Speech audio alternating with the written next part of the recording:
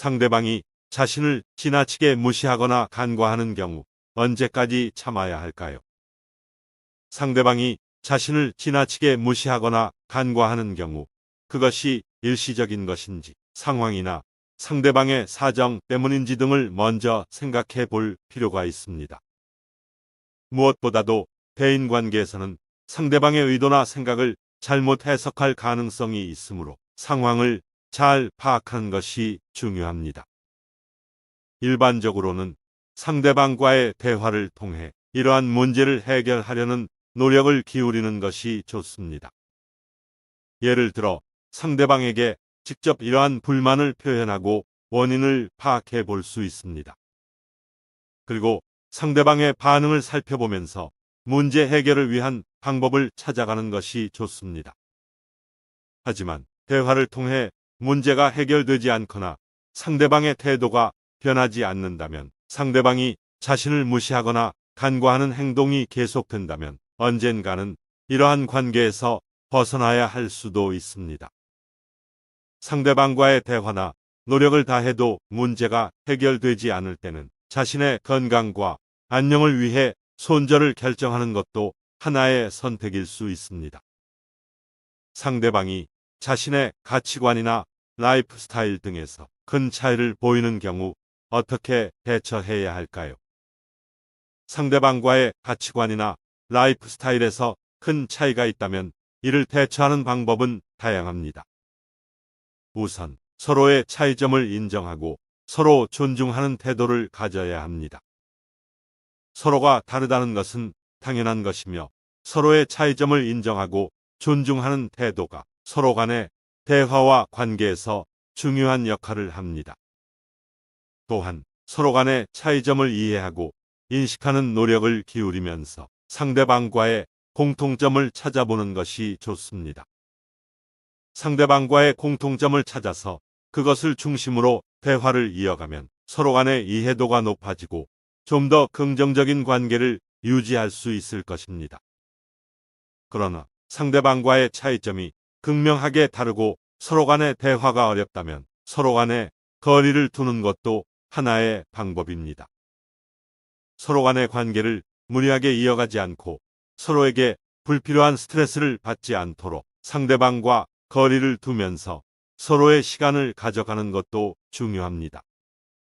따라서 서로 간의 차이점을 이해하고 존중하며 서로에게 불편한 부분이 있다면 서로의 거리를 적절히 조절하면서 관계를 유지하는 것이 좋습니다. 상대방이 지나치게 자신의 시간이나 에너지를 빼앗아 가는 경우 어떻게 대처해야 할까요? 상대방이 지나치게 자신의 시간이나 에너지를 빼앗아 가는 경우 다음과 같은 방법으로 대처할 수 있습니다. 첫째, 자신의 경계를 설정하고 이를 확실히 알리는 것입니다. 상대방이 자신의 시간이나 에너지를 지나치게 빼앗아가는 것이 불편하다는 것을 분명하게 말하고 상대방에게 자신의 경계를 알리면서 상황을 개선하도록 해야 합니다. 둘째, 자신의 시간을 효율적으로 활용하는 것입니다. 상대방이 자신의 시간을 지나치게 빼앗아가는 것이 불가피한 상황이라면 자신의 시간을 효율적으로 활용하도록 노력해야 합니다. 예를 들어 일정한 시간을 할당하고 그 시간 내에서 상대방과의 대화를 이어가면서 그 이후에는 자신이 해야 할 일에 집중하는 것입니다. 셋째, 상대방과의 대화에서 긍정적인 면을 찾는 것입니다. 상대방과의 대화에서 자신의 시간이나 에너지를 지나치게 빼앗아가는 것이 불편하지만 상대방이 어떠한 긍정적인 면을 가지고 있는지를 찾아내는 것도 중요합니다. 이를 통해 상대방과의 대화를 더욱 즐겁고 유익하게 이어갈 수 있습니다. 마지막으로 위의 방법을 시도했음에도 상대방이 여전히 자신의 시간이나 에너지를 지나치게 빼앗아가는 것이 계속된다면 상황을 바꿀 필요가 있습니다. 그렇다면 자신의 건강과 안녕을 위해 상대방과의 대화를 자제하거나 거리를 둘 수 있습니다. 상대방이 자신을 상처 주거나 괴롭히는 경우 언제까지 참아야 할까요? 상대방이 자신을 상처 주거나 괴롭히는 경우 참아야 할 때와 그렇지 않을 때가 있습니다. 상황에 따라 적절한 대처 방법을 선택해야 합니다. 우선 상황이 일시적이거나 해결 가능한 경우에는 상대방과 대화를 통해 상황을 해결할 수 있습니다. 이 경우 상대방에게 자신이 상처받거나 괴롭혀지는 것이 불쾌하다는 것을 분명하게 말하고 상황을 개선할 수 있는 방법을 함께 찾아보는 것이 좋습니다. 하지만 상대방이 자신을 지속적으로 상처 주거나 괴롭히는 경우에는 참는 것이 오히려 더 큰 상처를 줄 수 있습니다. 이 경우 자신의 건강과 안녕을 우선으로 생각해야 합니다. 그러므로 상황을 바꾸는 것이 필요합니다. 첫째, 상황을 바꿀 수 있는 대안을 찾는 것입니다. 예를 들어 상대방과의 접촉을 줄이거나 끊는 것이 가능한 경우가 있을 수 있습니다. 이를 통해 상대방과의 괴롭힘을 방지할 수 있습니다. 둘째, 상황이 위험한 수준이라면 타인의 도움을 받는 것이 좋습니다. 가족, 친구, 상담 전문가 등에게 상황을 말하고 도움을 요청하는 것이 필요할 수 있습니다. 셋째, 상황을 바꾸지 못하고 계속해서 상처를 받는다면 자신의 건강과 안녕을 우선으로 생각해야 합니다. 이 경우 상대방과의 관계를 끊거나 거리를 두는 것이 필요할 수 있습니다. 상대방이 자신을 상처 주거나 괴롭히는 것이 범죄 수준이 되면 경찰 또는 법원에 신고하는 것도 하나의 대안이 될 수 있습니다. 이는 상황을 해결할 수 있는 다양한 방법 중 하나일 뿐 상황에 따라서 적절한 대처 방법을 선택해야 합니다. 상대방이 자신을 속이거나 배신하는 경우 어떻게 대처해야 할까요? 상대방이 자신을 속이거나 배신하는 경우 상황에 따라 다르지만 일반적으로 다음과 같은 대처 방법을 고려해 볼 수 있습니다.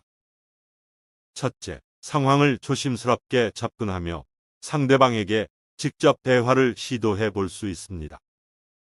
상황을 분명히 이해하고 상대방이 왜 그런 행동을 했는지 이유를 듣는 것이 좋습니다.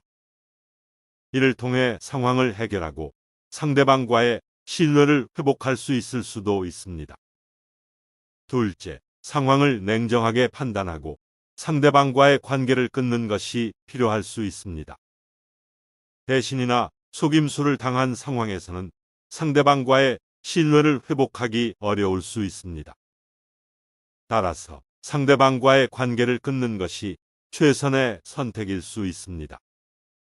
셋째, 상황을 바꿀 수 있는 대안을 찾는 것입니다. 예를 들어 상대방과의 관계를 재정립하여 상황을 개선하는 것이 가능한 경우가 있을 수 있습니다. 이를 위해 상대방과 소통하고 문제를 해결할 수 있는 방법을 찾아보는 것이 좋습니다. 상대방이 범한 행동이 범죄에 해당하는 경우 법적인 조치를 취할 수도 있습니다. 이 경우 경찰 또는 법원에 상황을 신고하여 법적인 대응을 요청할 수 있습니다. 종합적으로 상대방이 자신을 속이거나 배신하는 상황에서는 상황에 맞는 대처 방법을 선택해야 합니다. 이를 위해서는 상황을 면밀히 파악하고 냉정하게 판단해야 합니다. 상대방과의 관계를 유지할지 끊을지 여부는 개인적인 판단에 따라 달라질 수 있습니다. 상대방이 자신의 개인정보나 비밀을 유출하는 경우 어떻게 대처해야 할까요? 상대방이 자신의 개인정보나 비밀을 유출하는 경우 다음과 같은 대처 방법을 고려해 볼 수 있습니다. 첫째, 상황을 즉각적으로 인지하고 유출된 정보에 대한 피해를 최소화하는 것입니다. 예를 들어 비밀번호를 변경하거나 중요한 문서를 안전한 장소에 보관하는 등의 조치를 취할 수 있습니다. 둘째, 상대방에게 직접 대화를 시도해 볼 수 있습니다. 이때는 상대방에게 유출된 정보의 중요성과 피해를 설명하며 정보를 삭제하거나 공개를 중단해달라는 요청을 할 수 있습니다. 셋째, 상황이 심각한 경우 법적인 조치를 취할 수도 있습니다. 예를 들어 개인정보 유출이 범죄에 해당하는 경우 경찰 또는 법원에 신고하여 법적인 대응을 요청할 수 있습니다. 정보 보호에 대한 예방책을 마련하는 것이 중요합니다. 개인정보나 비밀을 안전하게 보호하기 위해 비밀번호를 안전하게 관리하고 중요한 정보를 암호화하거나 보안 솔루션을 사용하는 등의 조치를 취할 수 있습니다. 상대방이 자신의 개인정보나 비밀을 유출하는 상황에서는 상황을 면밀히 분석하고 적절한 대처 방법을 선택해야 합니다. 이를 위해서는 상대방과의 대화와 법적인 대응 등을 고려할 수 있으며 예방책을 마련하여 향후 유출 사고를 예방하는 것이 중요합니다. 상대방이 지나치게 자신의 제어를 빼앗아 가는 경우 어떻게 대처해야 할까요?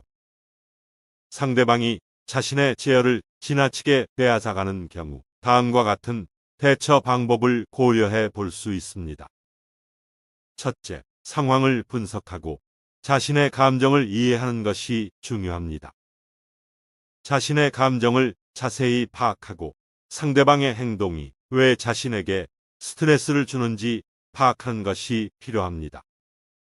둘째, 상대방과 대화를 시도해 볼 수 있습니다. 이때는 상대방에게 자신의 감정과 상황을 설명하며 상호 존중을 바탕으로 상대방의 행동을 조절하거나 변경해 달라는 요청을 할 수 있습니다. 셋째, 자신의 경계를 세우는 것이 필요합니다. 상대방이 자신의 제어를 지나치게 빼앗아갈 경우 자신의 경계를 세워 상대방의 행동을 막을 수 있습니다. 이를 위해 자신의 강점을 활용하고 적극적으로 자신의 의견을 제시하는 것이 중요합니다. 상황이 심각한 경우 전문가의 도움을 받는 것이 필요할 수 있습니다. 상대방이 자신의 제어를 지나치게 빼앗아가는 경우 정신건강 전문가나 상담사의 도움을 받아 상황을 해결할 수 있습니다. 상대방이 자신의 제어를 지나치게 빼앗아가는 경우 자신의 감정을 이해하고 상대방과 대화를 시도하며 자신의 경계를 세우는 것이 중요합니다. 또한 전문가의 도움을 받아 상황을 해결할 수 있습니다.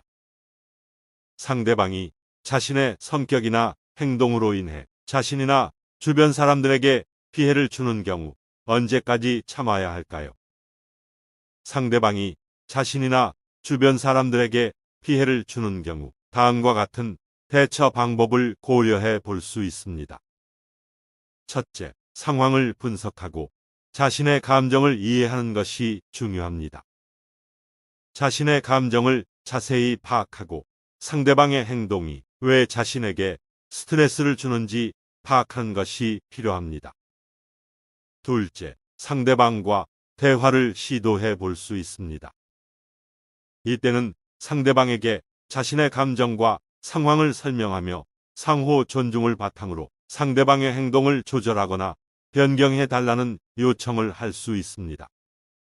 셋째, 상대방이 변화하지 않을 경우 자신의 안전과 건강을 우선으로 생각해야 합니다.